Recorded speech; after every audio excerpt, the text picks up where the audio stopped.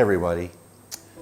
1 Corinthians chapter 9 verse 25 says this: every athlete exercises self-control in all things.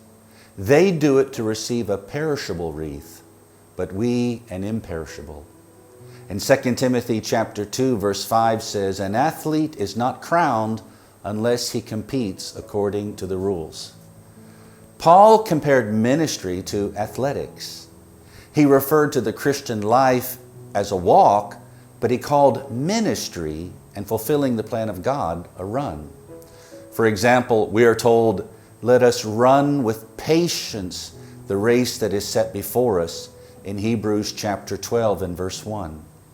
So instead of seeing yourself as a church worker or a speaker, an organizer of events, or even a leader of a department, see yourself as a spiritual athlete.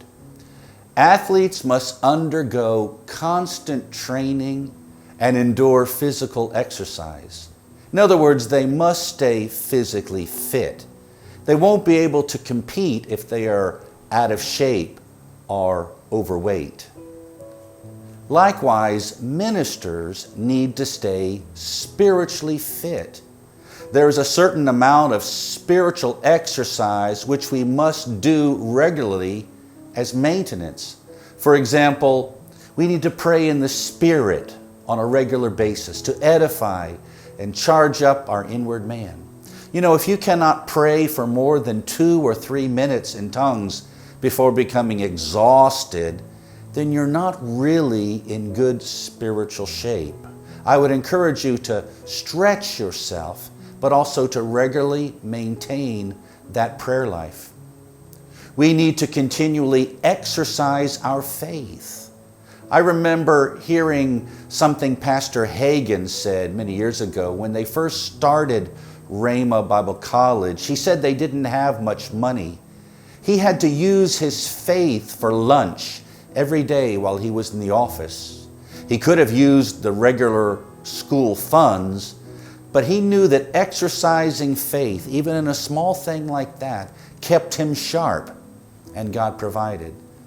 Likewise, you and I need to use our faith every day. If we don't use it, then we may lose it.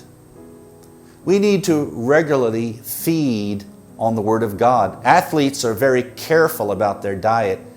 They don't eat like others.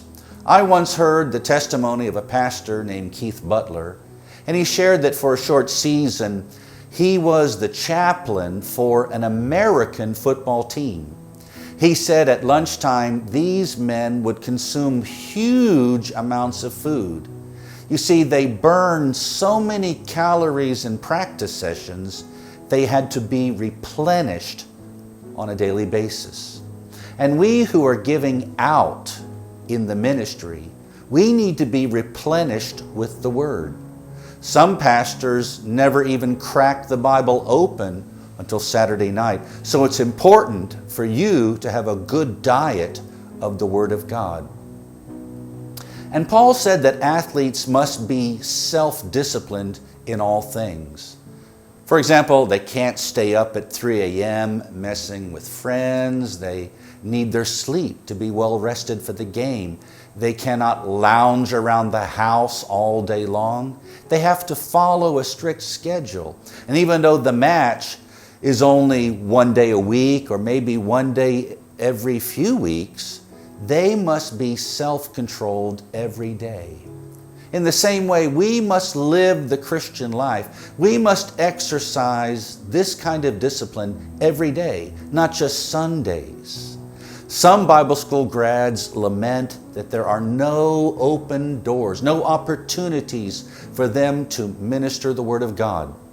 I would suggest this: concentrate on living the Christian life, and then God will begin to open doors for you.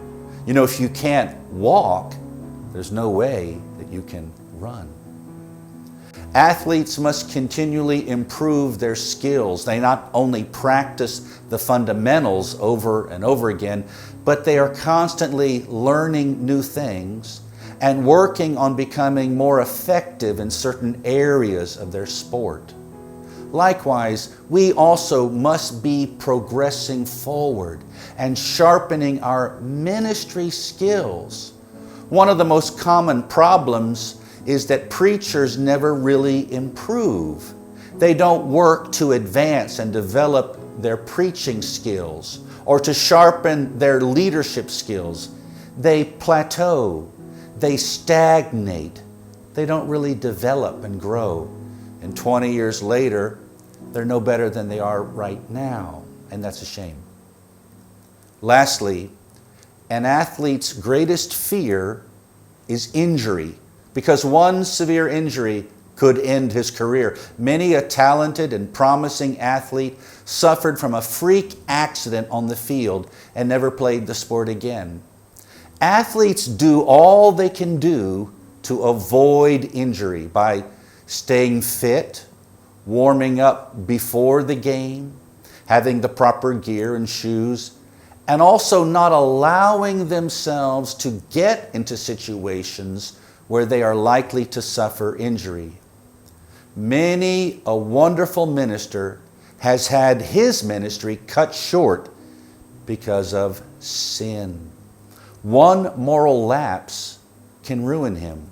Some recover and some don't. And that's why we need to stay in good spiritual shape and not allow ourselves to be in situations where we are easily tempted and fall into sin. Athletes have a moment of glory when the trophy is handed to them or the gold medal hung around their neck. But spiritual athletes know they will be rewarded in heaven by the Lord Himself. So keep your eyes on the prize and be willing to pay the price. God bless you.